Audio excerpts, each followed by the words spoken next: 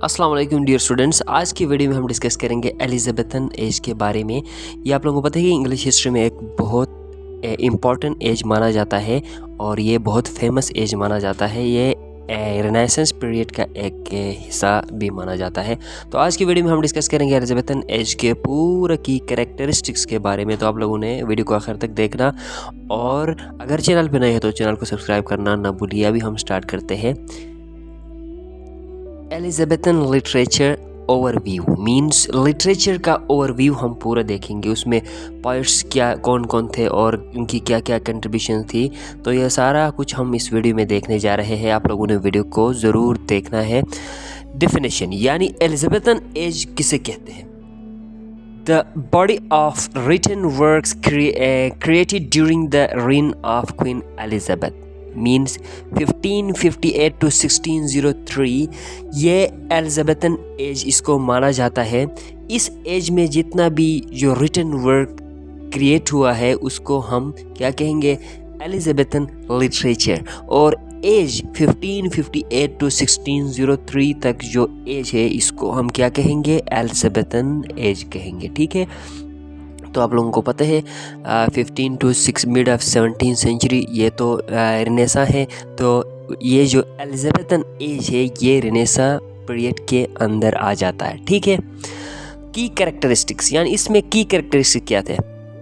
New trends in poetry and drama यानी poetry और drama में न्यू ट्रेंड्स आए थे। इन्फ्लुएंस बाय द रेनेसा से क्या था? इन्फ्लुएंस हुआ था। Themes of discovery, enthusiasm and excitement, ये क्या थे? थीम्स थे, की थीम्स थे। उसमें डिस्कवरीज हुए हैं बहुत सारे। इंथुसियाज्म यानी फ्रेशनेस आ गया है। एक्साइटमेंट यानी इन्जॉयमेंट की भी चीज़ें उसमें हुए। Major genres poetry, drama and prose यानी उसमें पोइट्री, ड्रामा एंड प्रोज ज़्यादा फेमस हुआ है। ठीक है, poetry of the Elizabethan age यानी इसमें पोइट्री क्या है? Renaissance influence. Poetry reflects the new age of exploration and creativity यानी एलिज़ाबेथन एज में जो पोइट्री हुआ है वो क्या? New age of exploration and creativity को रिफ्लेक्ट करता था। ठीक है, रेनेसा इन्फ्लुएंस इसमें मौजूद था। Important characteristics, freshness, vibrancy and personal expression. Freshness, vibrancy means being energetic यानी पावर होना। ठीक है, तो फ्रेशनेस इंसान मतलब एनर्जेटिक, फुल ऑफ एनर्जी इंसान। और पर्सनल एक्सप्रेशन ये सारे क्या थे उसमें कैरेक्टरिस्टिक्स उस पोइट्री के अंदर। सर थॉमस वेट और द अर्ल ऑफ सरे ये दोनों की राइटर्स थे उसके एज के।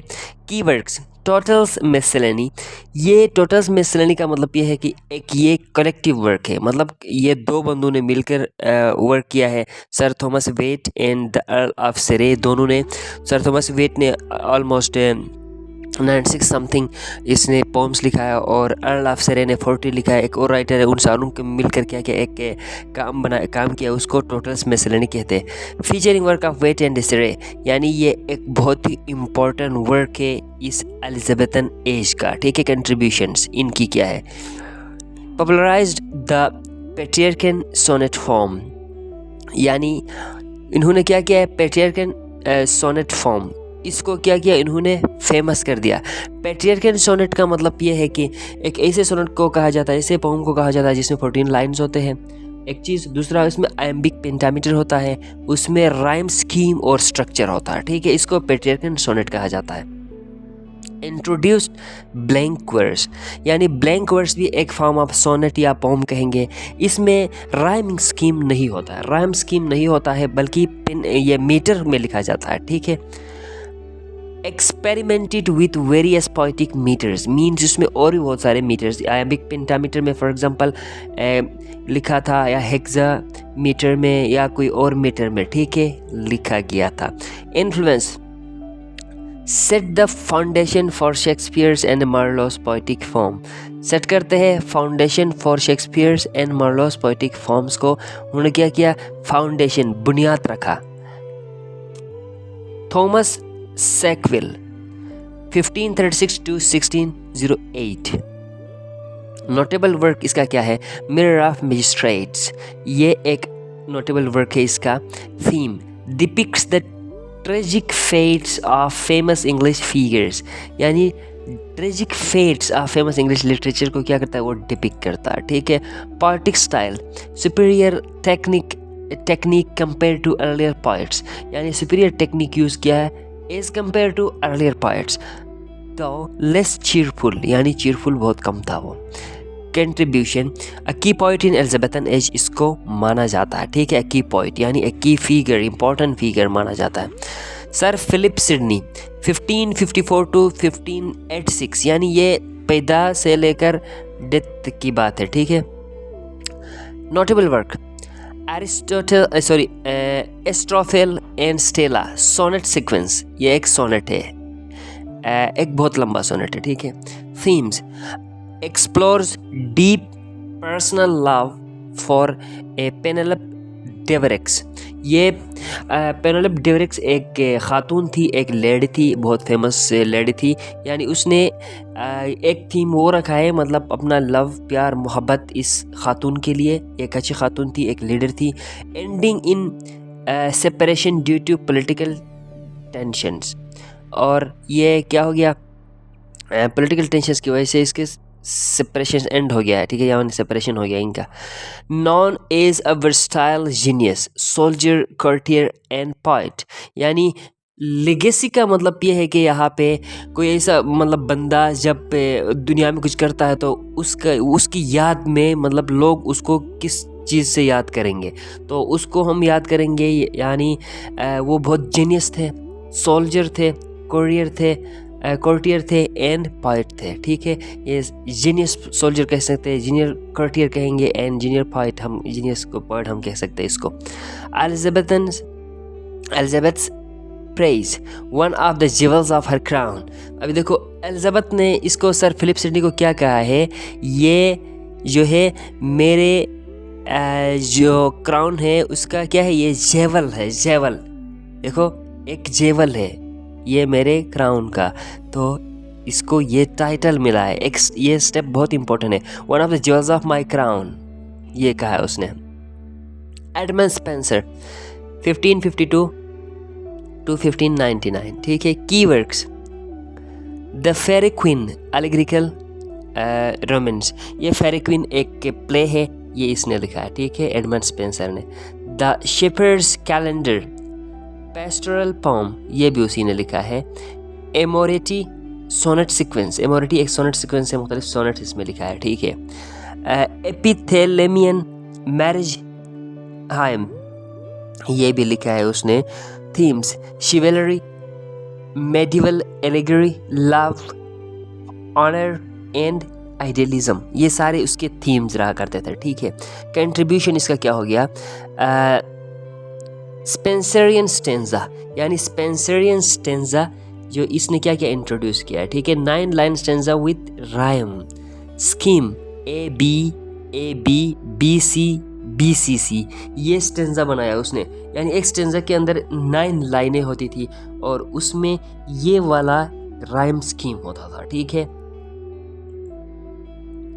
Famous for blending Renaissance ideas with medieval elements, यानी ये फेमस भी थे blending Renaissance ideas with medieval elements, इसमें भी फेमस हुआ था।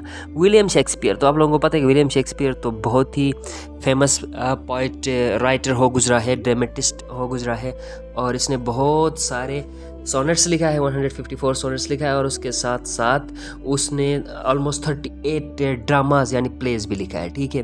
Legacy widely regarded as the greatest English poet, William Shakespeare को ग्रेटेस्ट इंग्लिश पोइट भी कहा जाता है, ठीक है, बताया गया है। उसके की वर्क्स क्या क्या है, 154 सोनेट्स लिखा है उसने।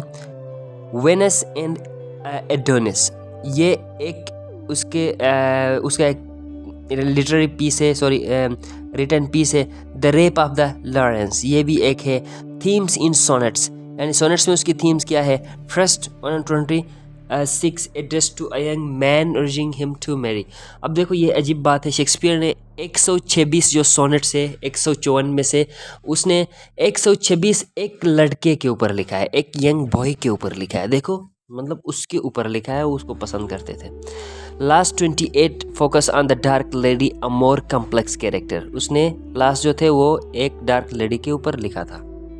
नेक्स्ट जो है विलियम शेक्सपियर के लेगेसी, यानी उसका legacy, widely regarded as the greatest English poet, यानी इसको ग्रेटेस्ट इंग्लिश पोइट माना जाता है। उसने 154 सोनेट्स लिखा है, हमने ऑलरेडी रन किया है। वेनस एंड एडोनिस 1593 में लिखा है।